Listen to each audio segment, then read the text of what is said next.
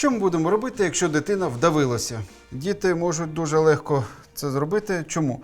Дитина пізнає цей світ через рота, і дитинка не завжди координує свої рухи нормально. Дуже рідко буває, що дитина спокійно слетість. Вона або грається, або дивиться, кличе когось, або навіть в русі. Так. Тобто, А якщо, наприклад, зайшла до кімнати мама, а мама – це найкраща людина в цьому світі, і є. якщо щось було в ротовій порожнині, воно часами трапляє не до стравоходу, а до дихальних шляхів. Воно може перекрити дихальні шляхи повністю, так звана повна обструкція дихальних шляхів, і частково, коли або стороннє тіло маленьке, або воно не дійшло до самої вузької частини дихальних шляхів. Що робити? Ну, перше за все, це профілактика. Не дарма лікарі кажуть, що дитина має отримувати їжу, яка відповідає віку. І за консистенцією також. Чому маленьким дітям не дають дрібні кубики, ну такі овочеві та інші. Саме через це. Чому деякі іграшки містять такий надпис: не можна для дітей молодших 3-4 років. Чому так? Бо ці іграшки містять дрібні деталі, які можуть трапити до дихальних шляхів дитини. І виробники хочуть, щоб цього не сталося. Як бути? Для того, щоб допомогти, на початку треба розпізнати цей стан. Що трапляється, якщо стороннє тіло трапляє до дихальних шляхів?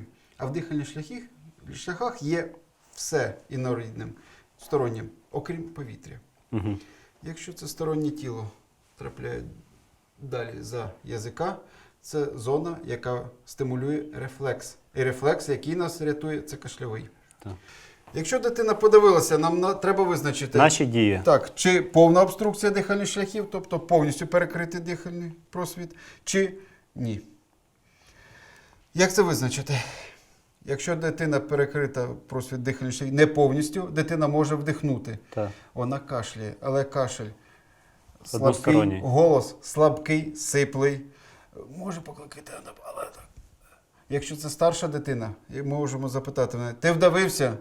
Якщо він видає якісь звуки і плаче зі звуком, то вдавлення не повне. Що найкраще можемо зробити? Якщо це старша дитина і під час їжі це зробила, ми його нахиляємо наперед і даємо можливість кашляти. Тому кашляй, кашляй, кашляй. Якщо дуже маніакально хочемо поплескати по спині, це маємо робити тільки в зігнутому стані. Отакому. 2, 3, 4, 5. Якщо ми це зробимо у вертикальному, такі рухи дестабілізується стороннє тіло, і воно з неповної обструкції може зробити повну. Воно просунеться нижче і перекриє повністю. Тобто, якщо дитина отак от. Або просто казати: кашляй, кашляй, кашляй. Молодець, кашляй, кашляй, кашляй. Отак, кашляй. Викашляв. Дихає нормально. Молодець. А потім навчаємо, що коли їсиш, не граєшся і не бавишся. Ну, зрозуміло. Тут, в принципі, в нас простіше. Чому? Чи доросліша дитина, вона може взаємодіяти з нами. Якщо це маленька. Якщо дуже маленька тут ще більше запитань і більше усіх страхів. Так. Коли дитинка такого віку може вдавитися? Коли її годують. Мати груддю або з пляшечки. Якщо вдалося кашляє, можливо перевернути дитину таким от образом на передпліччя. Покласти на руку. Так. І дати можливість викашлятися. Це одне з найкращих. Ну і слідкувати, щоб вона дихала. Так. Можливо, просто перевернути на бока, положити і дати можливість викашлятися. Але не варто робити отак. Так іноді батьки роблять. Це стара школа. Стара школа, так, вона рятує. Кажуть, що я так кілька дітей врятувала. Але що відбувається, як ми робимо так? Дитина слабка постава. Слабка фіксація шиї. Ще м'язи не розпрацьовані. А голова велика і тяжка. Коли отак от робимо, може травмуватися шийний відділ хребта і може трапитися аварія в черепній порожнині. Так, якщо у нас дитинка їла, для прикладу, згодом, якщо вона, ми кладемо на яку краще руку? Одразу на яку вам зручніше. На цю і тримаємо? Так, але ще краще, якщо трошки сідниці будуть трошечки вище. Ага, ну щоб надійніше тримати. Так, і тоді гравітація прийде на нашу сторону. Ну і тут, відповідно, ми тримаємо, щоб вона мала. Але Дихати. дивимося так, щоб не натискати на очі. Так, ні, не. Або робимо таку. от. Вони розслаблені, по суті. Так. Але ще краще зробити отак от. Отак от. Оп, Маленький підтримувати. та вони майже завжди закриті. Але Це не намагатися не Так. травмувати очі. Угу. І цього зазвичай досить. Але спостерігаємо. Ми за нічого не дитинкою. стукаємо, нічого не трясемо. Не варто. Ми просто Спокійно тримаємо. все викашляє. То рідка їжа. А якщо повна обструкція дихальних шляхів, дитина не може говорити. На питання «ти вдавився?» вона може лише кивнути. Видно, що грудна клітина працює, намагається кашляти, але кашель цей беззвучний. Мгм. Сльози катяться, але плаче без звуку. У нас є менше хвилини на те, щоб Ну, дитину все. рятувати. Бо найкраще рятувати, поки дитина при свідомості.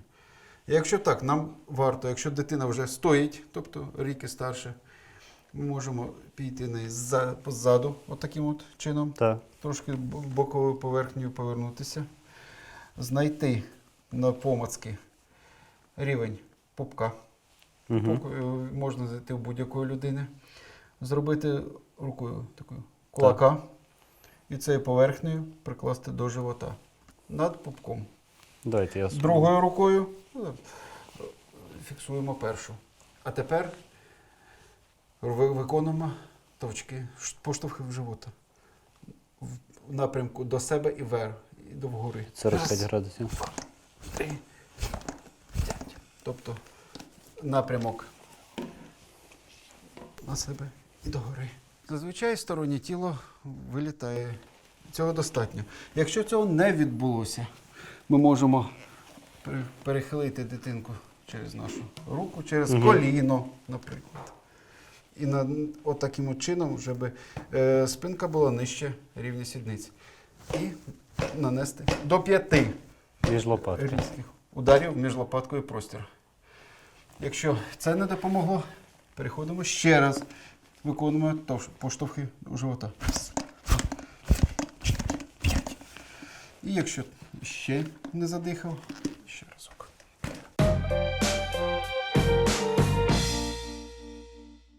А якщо вона не втратила притомність, Так.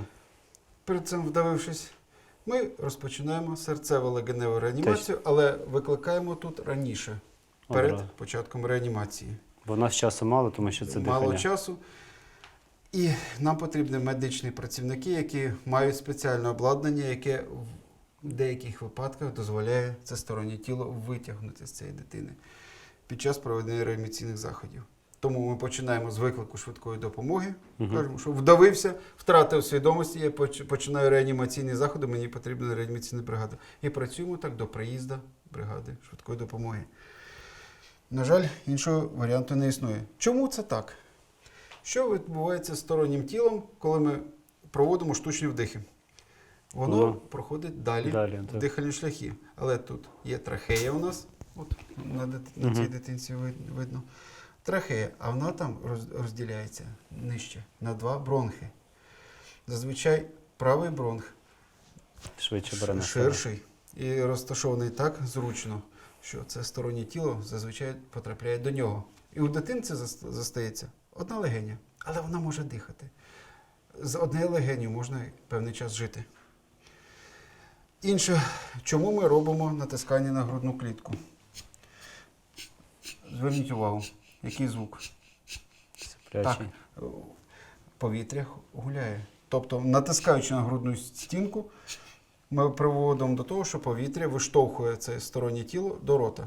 І виконавши 30 натискань на грудну клітку, ми перевіряємо, чи не з'явилося тут стороннє тіло. Якщо воно з'явилося, ми під зоровим контролем витягаємо і перевіряємо, чи дитина дихає нормально. Якщо ми тільки підозрюємо, що це стороннє тіло там, наосліп не робимо нічого. Зрозуміло.